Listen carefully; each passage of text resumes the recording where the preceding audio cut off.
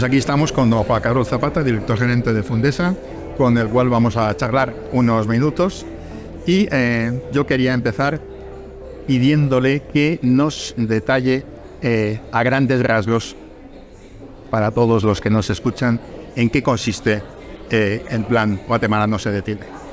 Bueno, Guatemala no se detiene es una iniciativa que empieza justamente durante la pandemia para poder generar 2.5 millones de empleos adicionales al año 2032.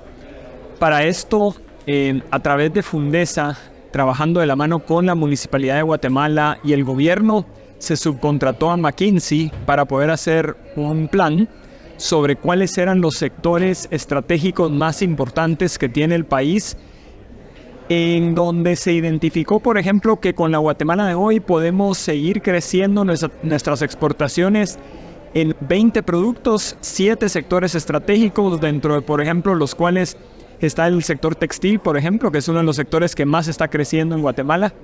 Y luego también cuáles eran los sectores estratégicos para atraer inversión, en donde se identificaron productos como aparatos médicos, productos farmacéuticos, todo lo que son equipos electrónicos y todo lo que es call center, BPO, tecnología y Global Development Services. A raíz de eso se empezó a trabajar ya en una estrategia de cómo unir a diferentes organizaciones. Se firmaron convenios de cooperación interinstitucional, porque también se vieron cuáles eran los cuellos de botella para esos sectores que se habían analizado. Y con eso se empezó a desarrollar una estrategia de cómo poder tener un mejor proceso hacia, por ejemplo, la infraestructura, el capital humano, la certeza jurídica. Entonces, en cada uno de esos ejes se empezó a tener convenios de cooperación interinstitucional. Hoy por hoy son más de 30 organizaciones que participan en Guatemala no se detiene. Hay toda una estrategia con mesas de trabajo en los temas de atracción de inversión, en los temas de capital humano, en los temas de certeza jurídica, en cómo poder desarrollar mejores procesos hacia también fortalecer el turismo y la agroindustria. Así es que hoy por hoy el último eje, que es este de agroindustria, que ya son 6 ejes de trabajo los que se están haciendo, se ha denominado AgroImpact. Y eso pues está teniendo un impulso muy importante para poder fortalecer las cadenas de valor agrícola. Entonces, lo que hemos encontrado en Guatemala no se detiene es una oportunidad para Guatemala para de forma conjunta, sector empresarial, gobierno municipal, porque está la Municipalidad de Guatemala, está también organizaciones de la sociedad civil, también organizaciones de la academia como la Universidad del Valle. Estamos trabajando todos de forma conjunta para poder desarrollar esta estrategia. Ha hablado de los diferentes actores que tienen parte en este plan de Guatemala no se detiene, y uno de ellos, quizá no es el más importante, pero uno de ellos es sin duda el gobierno. Totalmente. Entonces, yo he leído que entre los objetivos principales del presidente entrante, él habla de 3, ¿no? Y son, aparte de combatir la corrupción en las instituciones, de superar la brecha social, luego, y este creo yo que para nuestra conversación es el más importante, afirma que se propone reconstruir el tejido económico del país. Entonces, ¿cómo habría que entender ese propósito de reconstruir el tejido económico del país? ¿Es una reforma continuista o disruptiva? ¿Y cómo podría influir, para bien o para mal, para el plan de Guatemala no se detiene?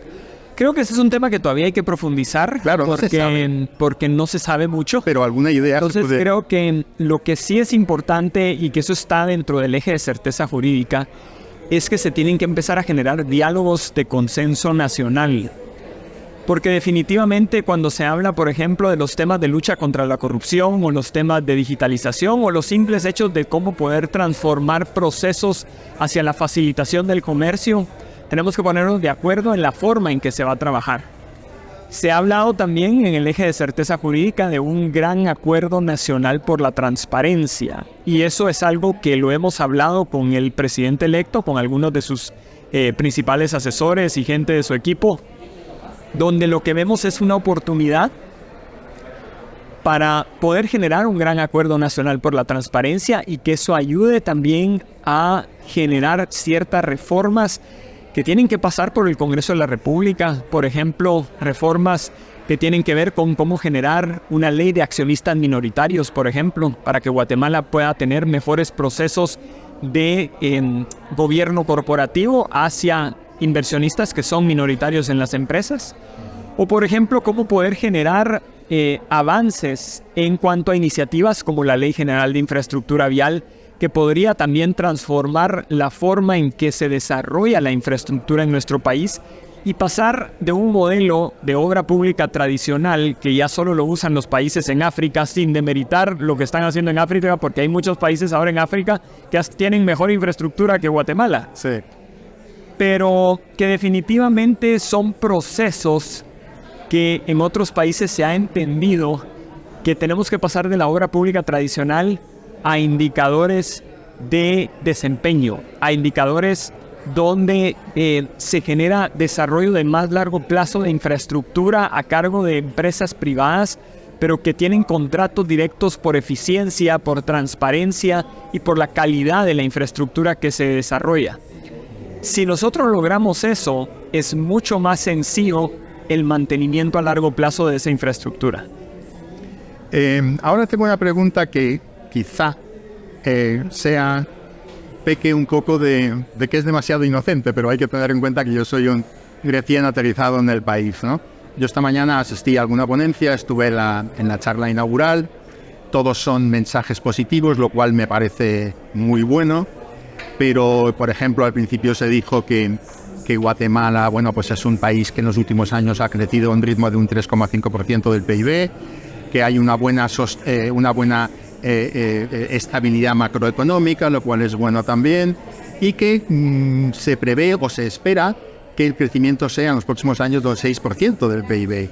En el ámbito de la infraestructura vial se habla de que, se quiere construir algo entre 900, 1.900, 1.200 kilómetros nuevos de infraestructura vial al año, y se quiere llegar incluso a los 2.000 kilómetros, pero por otro lado tenemos en cuenta que los últimos 25 años solo han sido 200 kilómetros, ¿no? Sí. Entonces, en ese contexto, alguien como yo, o mucha gente quizá, podría pensar, pues, ¿hasta qué punto estamos hablando de sueños y no de planes reales que se van a cumplir? Lo que yo veo primero es que es importante reconocer que el número de proyectos son reales, porque esos son proyectos que ya están muchos ejecutándose. De hecho, hay una cartera de 64 proyectos, esos son casi 7.300 millones de dólares en CAPEX de proyectos que ya tienen cierto grado de avance, ya no son ideas, porque ya tienen estudios de preinversión o ya tienen incluso recursos asignados por el gobierno, o en algunos casos incluso ya están en una ejecución muy cercana a ser concluidos. Entonces, definitivamente, lo que tenemos es una serie de proyectos a diferente nivel en esos 64 proyectos que ha ido creciendo, porque empezamos con 42. Y hay que reconocerlo también. Ahí también hay proyectos que son 100% privados, que recordemos que Guatemala es el único país en el mundo donde vas a encontrar una carretera, por lo menos así lo dice el Banco Mundial. Ellos evalúan 180 países y no han encontrado otro donde exista una carretera donde los dueños compraron la tierra, hicieron una carretera y se conectaron a las vías públicas y se tiene un peaje en esa carretera. Entonces, Guatemala ya tiene 2 proyectos, uno que ya está en funcionamiento, que es la VAS, la Vía Alterna del Sur, y otro que está ya iniciando construcción, que es la carretera Xochitl, que le dicen la Ruta de las Flores, que queda en el libramiento de Cuyotenango hacia Retaluleu. Entonces, definitivamente Guatemala tiene esa oportunidad y ya lo está logrando. De hecho, cuando hablamos de nearshoring ya no es una tendencia, ya no es una hecho real. Es un hecho real. Ya Yasaki es una empresa japonesa que vino y se estableció en Guatemala, la primera empresa de autopartes. O sea, eso hace 10 años me hubieran dicho que iba a haber una empresa de autopartes y no lo hubiera creído.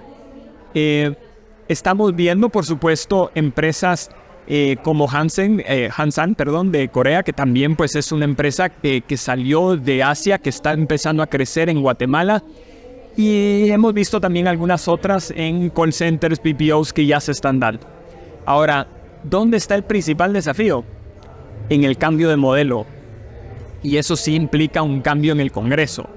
Si no logramos hacer los cambios jurídico-legales que necesita nuestro marco legal hacia una reforma a la ley de alianzas público-privadas, hacia una ley de autoridad marítimo-portuaria que permita puertos privados y una ley general de infraestructura vial que te ayude a generar más inversión, porque no es un tema de recursos. Yo le digo a la gente, miren, recursos hay, y si hoy ustedes le dieran 10,000 millones de quetzales al Ministerio de Comunicaciones, no sabrían qué hacer con ellos, porque probablemente se irían al fondo común, porque el Ministerio de Comunicaciones hoy en la Dirección General de Caminos solo puede ejecutar 4,500 millones de quetzales al año. Eso es lo más que pueden ejecutar, estirando el esfuerzo que puedan hacer.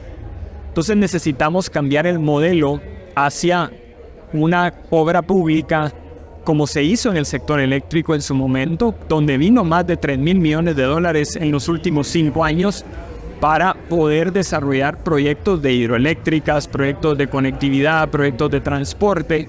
Y claramente pues ha sido un sector que ha tenido mucho dinamismo en los últimos 20 años. En este cambio de modelo que menciona, también tendría un lugar, no sé, digo yo, como una manera de generar más ingresos, una reforma fiscal que hasta ahora no ha tenido lugar. Es complejo, porque cuando hablas de una reforma fiscal, el gran desafío es por dónde empiezas. Podríamos hablar, por ejemplo, de cómo aumentar la tasa del impuesto sobre la renta a las personas, que es comparativamente muy bajo en relación a otros países, porque la tasa de impuesto sobre la renta corporativo es muy similar a lo que se paga en el resto de América Latina y en muchos países de Europa. Pero ciertamente hay un espacio para poder mejorar en la recaudación también, porque lo que hemos encontrado, y eso ha sido muy evidente en los últimos años, que con la factura electrónica se aumentó la contribución y la carga tributaria del país. Entonces, lo que nosotros vemos es que hay una oportunidad, por un lado, de seguir avanzando en las eficiencias que ha tenido la Superintendencia de Administración Tributaria hacia la factura electrónica cruzada, hacia poder ampliar el número de contribuyentes, porque debe decir que hay contribuyentes que tienen vehículo pero que no están generando sus tributas, pues, su declaración fiscal. Por otro lado, pues somos una economía donde solo el 20% de la economía tiene acceso a seguridad social, y una población económicamente activa donde solo el 30% está tributando. Entonces, todavía hay un reto muy importante hacia integrar a mucha de la economía informal hoy por hoy hacia poder incrementar los impuestos. Y creemos que si se empieza a hacer, por un lado, los cambios internos en sistemas de compras, de contrataciones, de poder transformar la forma hacia algo más transparente, hacia donde puedan venir empresas internacionales con mejor tecnología, con mejores capacidades, con mejores procesos, hacia poder tener, por ejemplo, Guatemala tiene muy pocas empresas que se dediquen a hacer puentes. Y somos un país que necesita más puentes, porque tenemos muchos barrancos, porque necesitamos también más empresas que hagan túneles que permitan conectar, por ejemplo, Guatemala con la Antigua, que sería fascinante, porque hoy por hoy ir a la Antigua es un poco complicado. Eso he oído, sí. Entonces, ese es el tipo de nuevos proyectos que se pueden empezar a generar si tenemos un sistema que fomente la inversión extranjera en infraestructura que hoy es inexistente. Tengo una última pregunta para terminar con estos minutos de charla, y es lo siguiente. El plan de Guatemala no se detiene. ¿Cómo decirlo? ¿Es un esfuerzo puramente o exclusivamente nacional, o Guatemala también cuenta o espera contar con una mayor integración regional y sobre todo con sinergias con los países del Triángulo Norte, que se llama, ¿no? Con El Salvador, con Honduras, especialmente para el tema de infraestructuras, etcétera, ¿no? Como plan te diría que en este momento es nacional. Hay una visión centroamericana. De hecho, en algún momento se empezó a pensar en la idea de llamarlo Centroamérica no se detiene.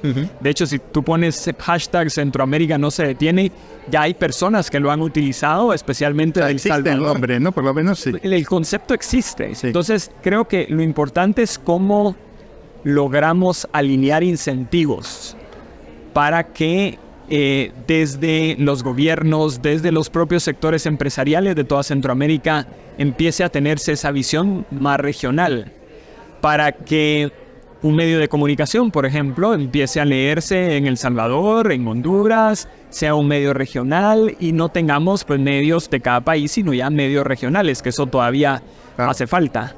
Por otro lado, es importante reconocer que Guatemala, especialmente con El Salvador y Honduras, que lo dijiste muy bien, que ese triángulo norte, porque es muy fácil, somos países muy parecidos, hay mucha presencia del sector privado guatemalteco en esos países y viceversa, porque también hay empresarios hondureños invirtiendo en Guatemala y en El Salvador y así también de El Salvador aquí. Sí. Creo que estamos llegando, creo yo, con la tecnología, con los avances que ha tenido las comunicaciones, a poder priorizar ciertos temas. Por ejemplo, los vuelos.